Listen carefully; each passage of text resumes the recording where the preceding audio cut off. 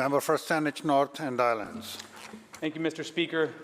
Last week we saw the results of this government's damaging and short-sighted approach to managing our forests. Today the RCMP are starting to remove protesters at Fairy Creek, and what is unfolding is an unacceptable failure of this BC NDP government. The lack of leadership is causing economic, social, and environmental consequences. It's not just Fairy Creek, Mr. Speaker. Last week, a damning report from the Forest Practices Board found that BC timber sales is failing to protect old growth and biodiversity in the Namint Valley. Their report reveals deep flaws in our management of old growth. They found that these failures are, quote, creating real risks to ecosystems, end quote. BC timber sales needs to be reined in, and we need systemic change in this ministry. One of the recommendations of the Old Growth Review Panel from last year was part of implementing immediate protections for high-risk ecosystems. And it's for this government to direct BC timber sales to cease auctioning off old-growth timber. My question, through you, Honourable Speaker, is to the Minister of Forests. Will the Minister follow through on the Premier's promise and instruct BC timber sales to immediately cease development and defer selling timber in high-risk old-growth areas? Minister of Forests, Lands, Natural Resource Operations.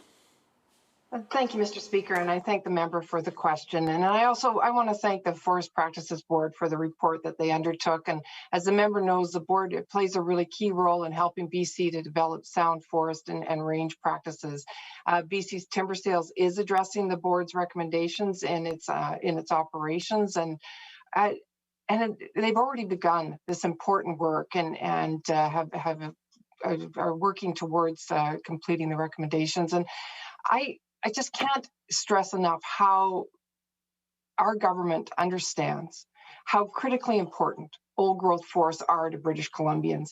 And that's why we have already undertaken to complete the recommendations that were made by the old growth report. We have already protected hundreds of thousands of hectares of old growth. And we know that there is more work to be done, and we are going to do just that. Member for Saanich North and Islands supplemental.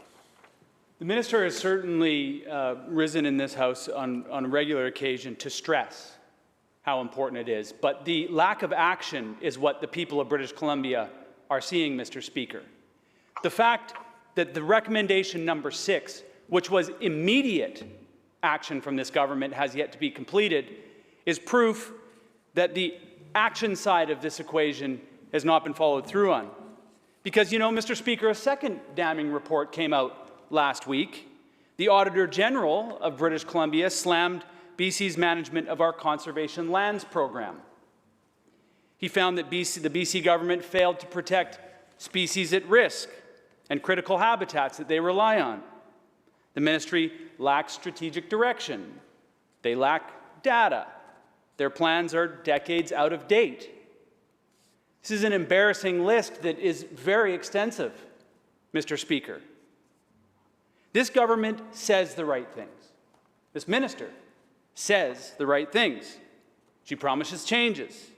They accept recommendations. Yet, over and over and over again, nothing changes. Status quo in the forests.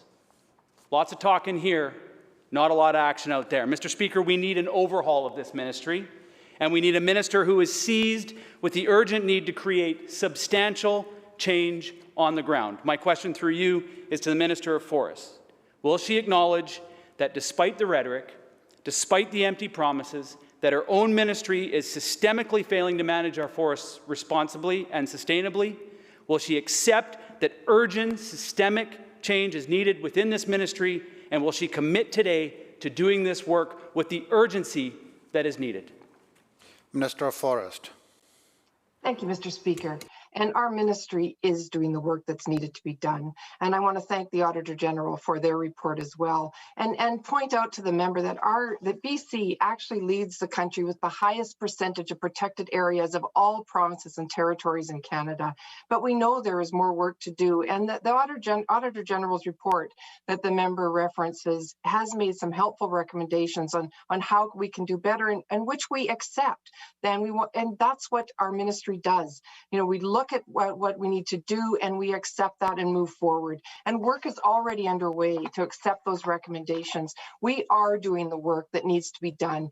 You know, we have been doing the work for the last 4 years since we've been government. We accept those responsibilities. We accept there's more work to do, and we are doing it. We are doing it in collaboration with the ministry that is working hard to ensure that we get the work done. You know, for many years, the previous government refused to take action to protect old growth. They refused to take action to ensure that unique ecosystems and critical habitats were protected. And we are working to fix that reckless approach. We are prioritizing reconciliation. We are prioritizing environmental protection again. We are doing the work that needs to be done because we accept the responsibility. So stay tuned, member. We are doing that work.